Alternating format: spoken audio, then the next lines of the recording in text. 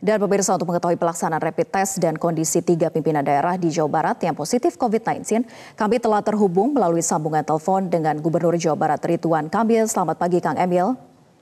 Selamat pagi, Mbak Vera. Ya, Kang Emil, sejauh ini seperti apa perkembangan persebaran COVID-19 di wilayah Jawa Barat, mengingat bahwa akses menuju dan juga sebaliknya dari Jakarta ke Bogor, Depok, dan juga Bekasi ini masih dibuka dan mobilitasnya juga begitu tinggi? Ya, yang pertama update dulu situasi COVID-19 dari sisi kasus, ada 60 yang positif. Sebenarnya penambahan tidak terlalu signifikan per harinya, tapi total mencapai 60. Dan 3 diantaranya adalah kepala daerah, 1 wali kota Bogor, 2 wakil wali kota Bandung, dan terakhir kemarin adalah Bupati Karawang. Yang pertama, kami menghimbau agar tidak ada pergerakan dari Jakarta mudik ke kota kabupaten di Jawa Barat. Karena kalau Anda mudik maka statusnya langsung ODP, karena secara prosedur siapa-siapa yang datang dari daerah yang terpapar sangat tinggi maka dijadikan orang dalam pemantauan. Seperti di Kabupaten Sumedang, tadinya sebelum ada kebijakan meliburkan kerja, ODP-nya hanya 2 orang, Mbak. Sekarang udah 300-an lebih. Ini semuanya orang-orang yang kerja di Jakarta ternyata pada pulang. Nah, ini yang mengkhawatirkan kami. Yang kedua, 2 minggu lalu kita sudah melakukan yang namanya tes mandiri. Kita punya alat dan reagennya kita beli dari Korea Selatan. Jadi sebelum rapid test dari pemerintah pusat yang hari ini baru dimulai, kita sebenarnya selama 2 minggu, tepatnya 10 hari sudah mulai. Nah, di dalam tes mandiri itu kita melakukan tes lebih ke 500 orang kepada peristiwa-peristiwa yang kita curigai punya persebaran, dan akhirnya ditemukan oleh tes mandiri ini 4 persebaran, yaitu ada kegiatan seminar syariah di Bogor, kegiatan ada acara besar keagamaan di Bogor, kemudian Musdahibmi yang tadi Ibu Selika memberikan testimoni, dan keempatnya ada acara keagamaan di Lembang. Jadi di Jawa Barat kami sedang men-tracing bersama kepolisian juga untuk mewajibkan semua peserta dan lingkungannya di 4 klaster ini untuk hari ini melaksanakan rapid test di kota kabupaten masing-masing. 20.000 alat tes cepat yang menggunakan darah yang disebut rapid diagnosis test itu sudah kita bagikan ke 27 daerah untuk segera dilakukan seperti arahan Presiden, yaitu dahulukan dokter, tenaga kesehatan, keluarganya, ODP, pasien PDP, dan lingkungan PDP, yaitu keluarganya, tetangganya, dan jaringan. Nah, mudah-mudahan di akhir pekan peta persebarannya bisa lebih jelas sehingga kita bisa mengambil keputusan apakah anak-anak yang sedang di rumah itu dilanjutkan belajar di rumah atau bisa kembali lagi ke sekolah. Jadi saya kira arah kita sudah sangat benar, sudah sangat strategis, diharapkan semua masif dan menghasilkan sebuah kesimpulan yang bisa kita tindak lanjuti dengan cepat. Ya, tadi Kang Emil mengatakan bahwa tingkat ODP semakin tinggi di daerah Jawa Barat dan mereka ini adalah yang memiliki mobilitas dari Jakarta kembali ke daerah masing-masing. Nah, bagaimana mereka yang memang bekerjanya di Jakarta? Apakah sudah ada himbauan ataupun sanksi tegas untuk sementara waktu? Bagaimana koordinasi juga dengan pihak perusahaan dari masing-masing kebijakan yang ada? Ya, saya sudah himbau dan memberikan arahan kepada kepala daerah di Bogor, Bekasi, Depok untuk juga melakukan kebijakan yang sama yang saya lihat cermin dari kebijakan Jakarta. Karena apapun yang terjadi di Jakarta dampaknya ada kepada Depok, Bogor, Bekasi. Maka kalau di Jakarta kebijakannya A, maka saya sudah perintahkan kepala daerah di 5 wilayah ini untuk melakukan kebijakan yang sama. Masalahnya karena status kita belum lockdown, Mbak. Jadi kepada industri-industri yang tidak bisa mengerjakan pekerjaannya di rumah, itu masih ada yang bekerja di pabrik. Saya kemarin minta arahan Presiden, jawaban dari Pak Presiden adalah tetap bekerja untuk yang pabrik-pabrik, tapi jarak aman itu tolong diatur sedemikian rupa sehingga terjadi physical distancing. Jadi kepada yang bisa di rumah itu sudah kita perkuat, bahkan kepolisian sudah melakukan law enforcement-nya. Ya, kita ketahui bahwa tingkat persebaran ini paling tinggi di Jakarta dan juga Jawa Barat. Adakah juga sudah koordinasi dengan Gubernur DKI Jakarta? Saya kira sudah kita, Mbak. Jadi dengan tim Dinkes dan lain-lainnya sudah kita lakukan koordinasi. Kalau lihat dari data sih nomor 1 DKI Jakarta, kedua Banten malah lebih tinggi dari kita, ketiga baru Jawa Barat. Sehingga koordinasi antar 3 wilayah ini, Banten DKI, setiap saat kita lakukan untuk mensinkronkan kebijakan seperti yang tadi saya sampaikan.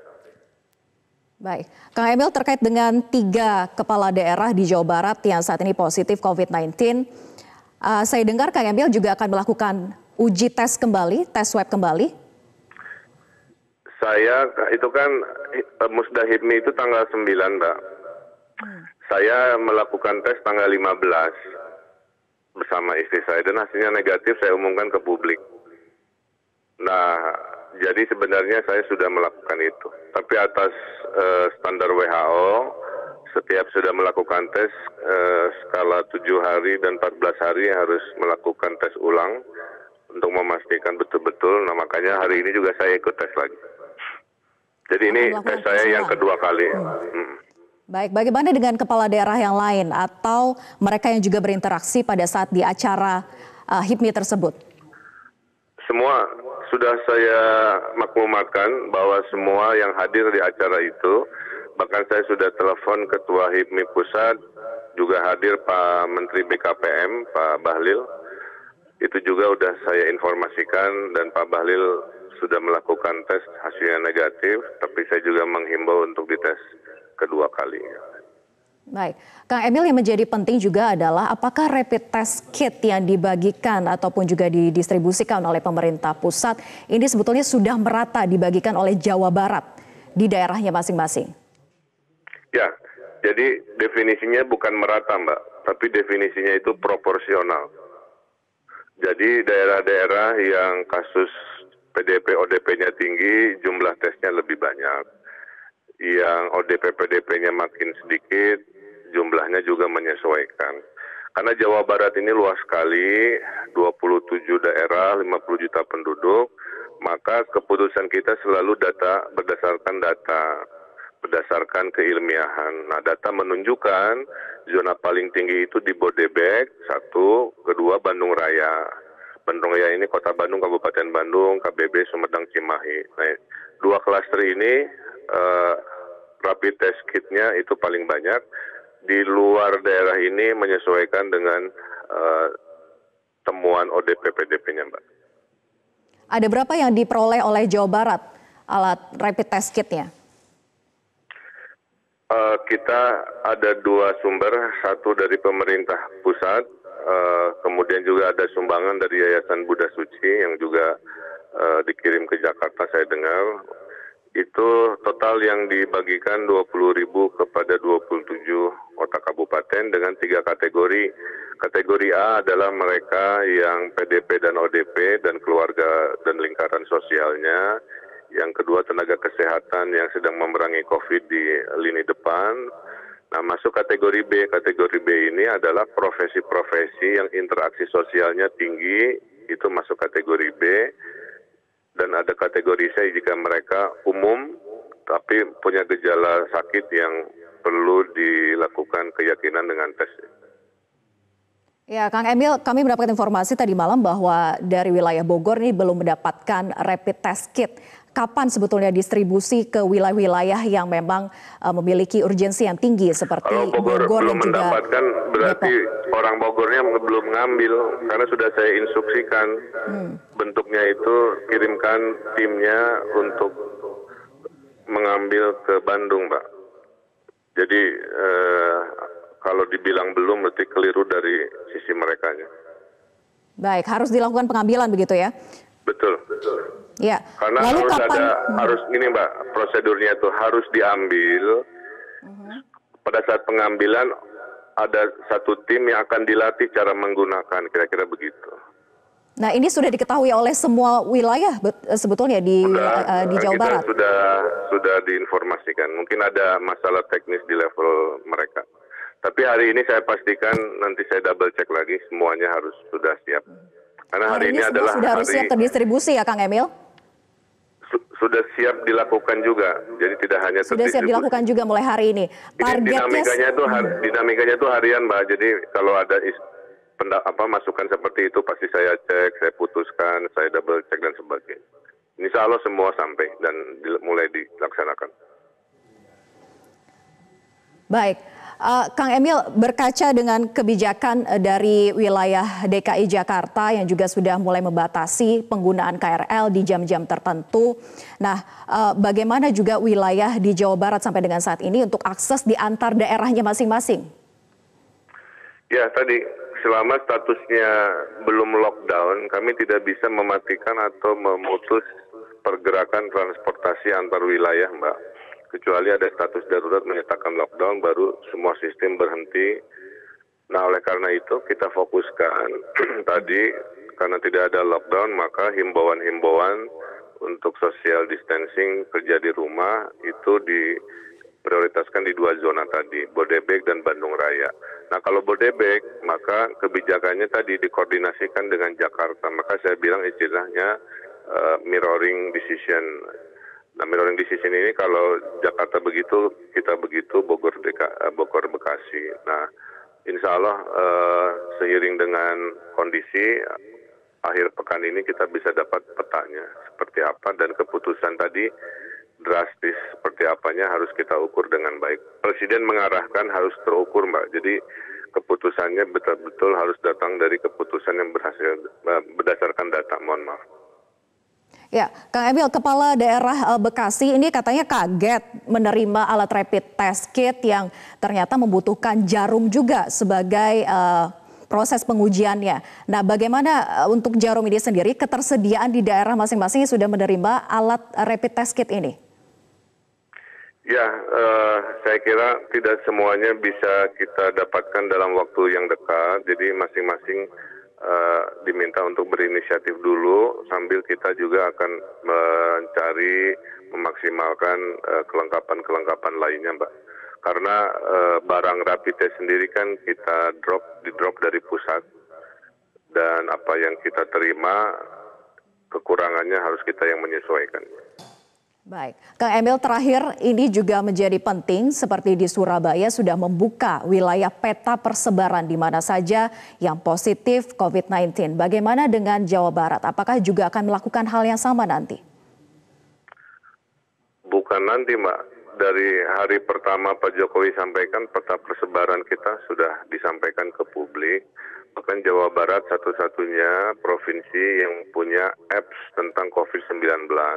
Kalau apps itu di-download di HP-HP warga, di dalamnya ada satu peta persebaran harian, baik Jawa Barat, nasional maupun pusat. Kedua, ada tanya jawab terkait COVID-19. Di apps itu juga ada form permohonan bantuan, masker, APD, dan lain sebagainya. Kemudian ada diagnosa online, jika Anda punya gejala-gejala, di apps itu dilakukan juga hal-hal seperti itu.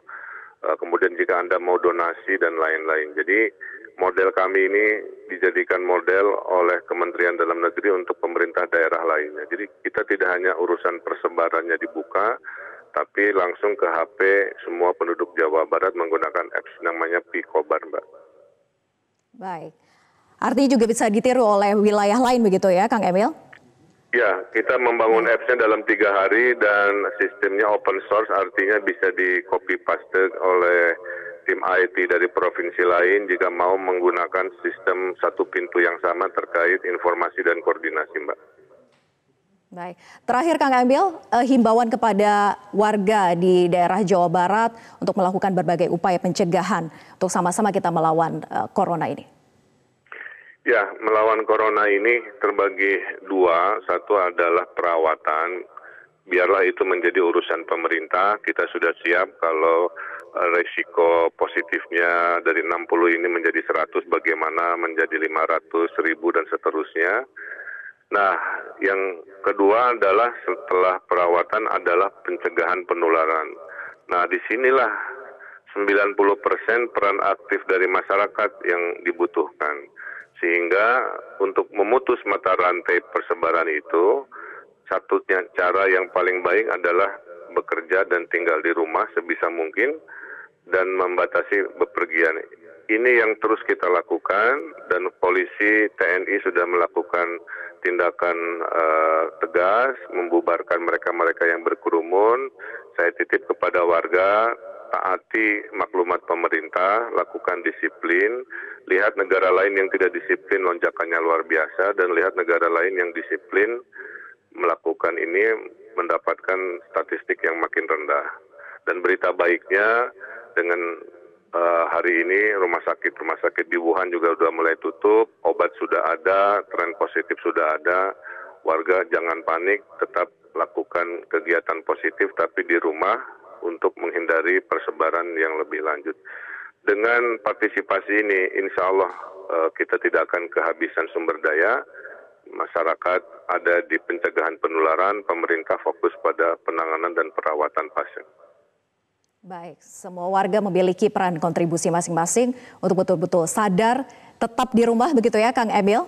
Dan jangan khawatir bahwa berbagai upaya dari pemerintah juga sudah disiapkan mulai dari rapid test sampai dengan juga obat yang sudah disiapkan di setiap daerah. Terima kasih Kang Emil, Gubernur Jawa Barat sudah bergabung bersama kami di Metro Pagi Prime Time.